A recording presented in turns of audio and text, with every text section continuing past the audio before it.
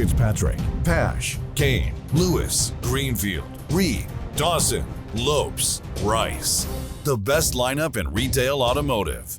CBTnews.com. Subscribe today.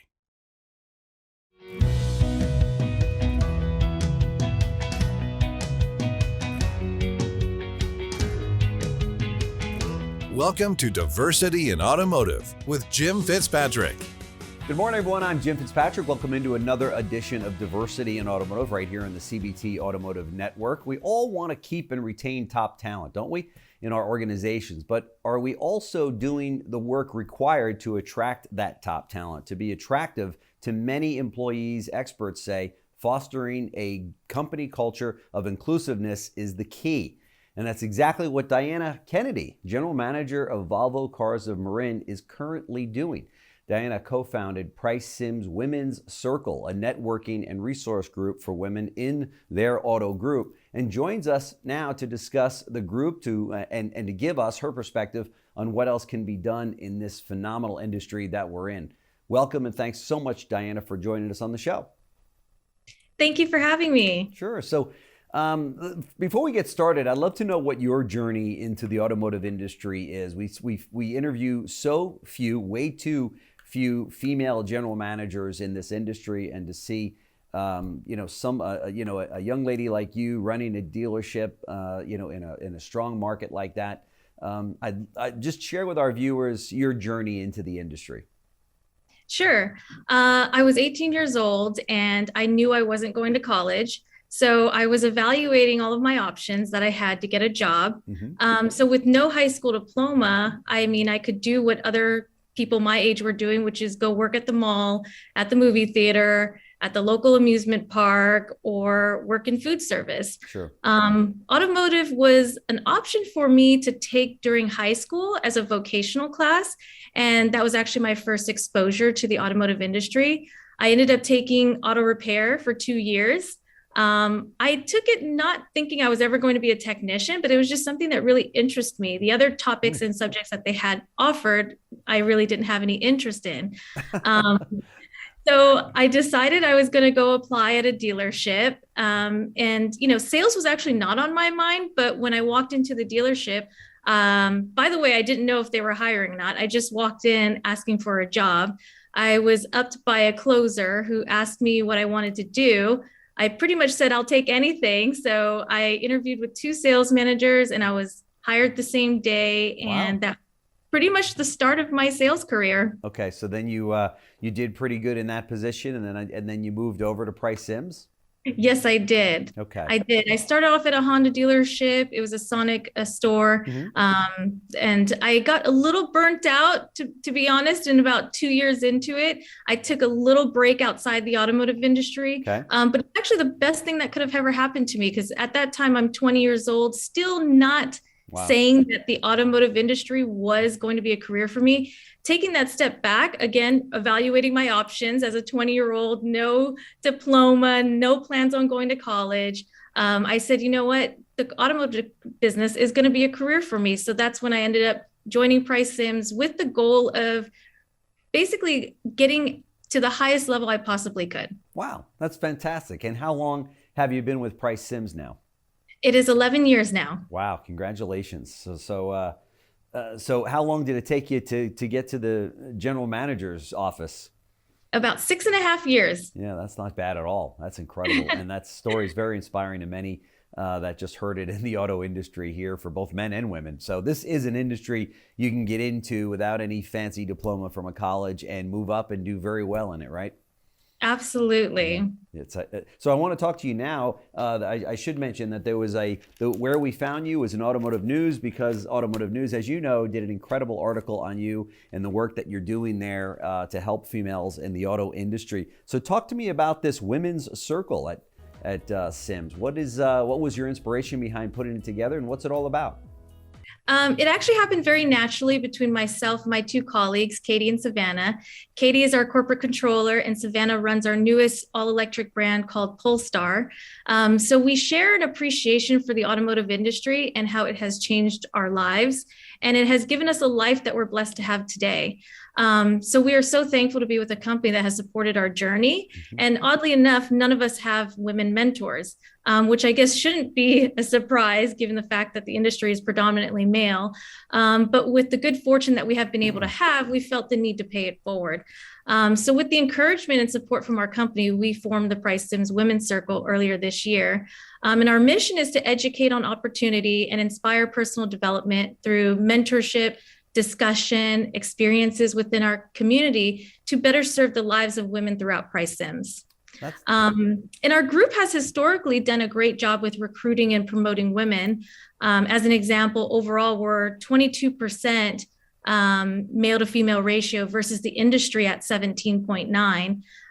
In mid-level management, we're at 19% versus the industry at 18. And senior level management, we're at 27% versus the industry at 17. However, we know that there's obviously a much more that we can grow upon these numbers to continue to close the gap. Sure, that's fantastic. So what kind of resources does the Women's Circle provide? I would say our biggest resource that we provide is the network that we have. We've created our own directory of all of our members, and all of our members have different backgrounds, different experiences, and different specialties. And so, we believe the power of connection and support for one another, assistance, and also friendship is a big part of this. Sure. Somebody to just lean on during some of those down days, right? Where you're like, is this the right industry? Am I in this? Am I the only female that's trying to take on the auto industry, or what, you know what I mean? To have somebody else that you can compare notes to, right? Absolutely. Yeah, no question. So from your perspective, what do we need to do in the industry to attract more females into it, whether it be in the service drive or in the bays or in the showroom, so those people and those females can move up like you did to become general managers and dealer principals? Yeah. So, I read a study that stated the reason for the female to male disparity was due to various reasons, but obviously the top three would be unattractive work environment, lack of work-life balance, and lack of flexible schedules. All of these things, which we have full control over, right. Including perception. Because as I mentioned, when I thought about working at a dealership, it was actually very attractive to me when I looked at what my other options were. So I think perception is a huge part of that. Sure. And, I'd say the most important thing too is to not treat women differently. Right. And what I mean by that is allowing women to have an equal opportunity at any of the positions when interviewing or when positions become available. Don't let past experiences or prejudgments that you may have interfere with your decision. I am where I am today because I've done what was required to earn the positions, and my bosses never treated me differently. And they never placed a ceiling on what they thought I was capable of accomplishing. And I remember there were times when I felt I wasn't ready to interview for certain opening positions, but they encouraged me to do so anyway because they saw it in me when I didn't really see it in myself. Right. So looking back, I'm thankful to have them for pushing me and believing in me.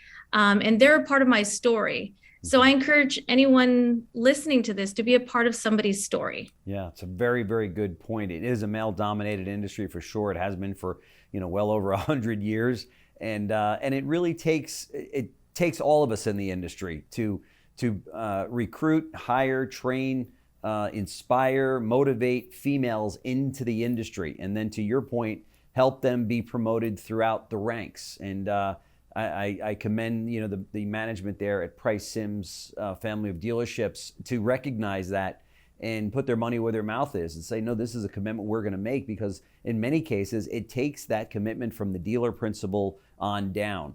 It's not something that a sales manager can raise his hand and usually his hand, because we don't have the female sales managers yet, but his hand to say, hey, we really need to bring more females into the organization.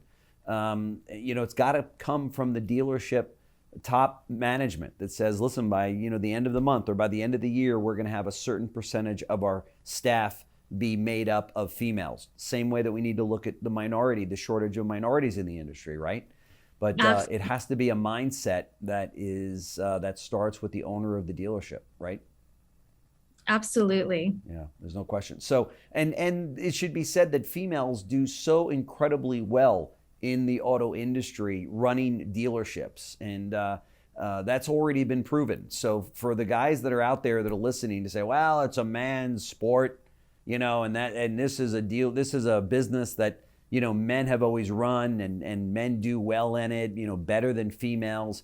That is a bunch of, garbage, right? I clean that up, but that's a bunch of garbage, and it's not the case. And that's only a story that these men in the industry are telling themselves. I had one manager that I talked to, sales manager, and I said, well, how come I don't see any females on the showroom floor at all? He goes, oh, we tried that a couple of times and it never worked.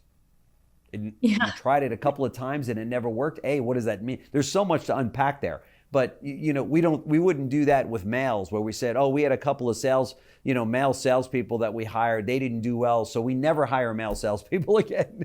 That's so crazy in and of itself. We're painting with such a broad brush. But so the industry needs to step up, right? I mean, what is your goal? I mean, what if you had a wish list? What would you wish for the industry with regard to hiring more females? Well, I believe that, it's not going to change overnight. And so it's important that we all work together. Mm-hmm. And, when we created this women's circle, it was not meant to be, a men versus woman or woman versus men thing. As I mentioned, I've been very fortunate to have male mentors and supporters in my career. So the industry isn't going to change overnight, and it's going to take all of us to make a difference and an impact. And I think another important thing to mention is, creating a work environment that's safe and inclusive. And, breaking those traditions, like you were saying, just because things have been done the same way for the last 10 years, 15 years, 20 years or so, does that mean that it still needs to be the same now? And can we have salespeople work remotely? Can we have schedules that are 410s, 312s? Just thinking about all those things and what can we do to think outside of the box and make our industry a lot more attractive. That's right. And to be, show some flexibility. If a female has got kids and she needs to go to a meeting, at the school, or maybe it's a soccer match or a little league game or what have you, not to penalize that individual by saying, hey, look, you leave, your job's on the line, or you can't sell any cars while you're on the sideline at a soccer game. All of those one-liners that just don't work nowadays. We're looking for great talent, and that kind of hiring and those kinds of hiring practices and management style just does not work in 2021, right, and beyond. Absolutely. It's also said that, when we talk to females in the industry, it's tough for them because of, and you touched on it, the long hours, the notion that somebody's going to work, bell to bell 5 or 6 days a week. It doesn't work. The same thing holds true for the money situation. Compensation can't be, look, you go out and sell cars, and if you don't have a check on Friday. How do you set up your life on that? How do you pay your car payment or your food bill or your rent, right? I mean, there's got to be some protection, some base salary that's livable for even guys and girls. It doesn't really matter, but and then of course, in terms of a hostile work environment, if there's 12 guys on the showroom floor and you hire one female, everybody's got to sit up and fly right. They can't, it can't be the boys' locker room and a girl just walked in, right? Oftentimes that's the case though. Yeah, definitely. Yeah, it's too bad. It really is. So to switch gears a little bit, how are you guys doing with regard to business right now? I know dealers are making a lot of money, but they don't have any cars. Are you the same? Exactly the same. I mean, Volvo did a pretty good job pivoting in model year 2021. We didn't really feel the effects until now as we're going into model year 2022. And then also the focus is on electrification of vehicles. Right. And so that requires more materials, more chips. And so while we are, not selling as many cars as we were before, I would say that it's given us the opportunity to, really cater to our customers. Yes, we're making more margin, but we're able to actually, we've done the model where we're one person all the way through from start to finish. Oh, wow. That's a whole nother show I'd like to do with you then. Yeah, we can definitely do that. That's great. That's fantastic. So you learned a lot about who you are as a dealership through all of this and pivoted accordingly, huh? Absolutely. I would say that the pandemic has gave us an opportunity to press the reset button, and it's the best opportunity that we could possibly ask for. Yeah. Never let a good crisis go to waste is what Adam would say. That's exactly right. That's fantastic. So, well, I'm happy for all of your success. I love all your ideas about recruiting women and more females into the industry, and minorities for that matter. And I think there's going to be a lot of dealers that are and managers that are listening saying that is a good idea. We need to put together our own women's circle in our auto group so women can lean on one another, and also be bringing in other women, into the industry. So I want to thank you so much, Diana Kennedy, General Manager of Volvo Cars Marin in California, where gas is now $6 a gallon and EV sales will be going through the roof there at Volvo. So thank you so much for joining us here on the show. Very much appreciate it. Thanks for watching Diversity in Automotive with Jim Fitzpatrick.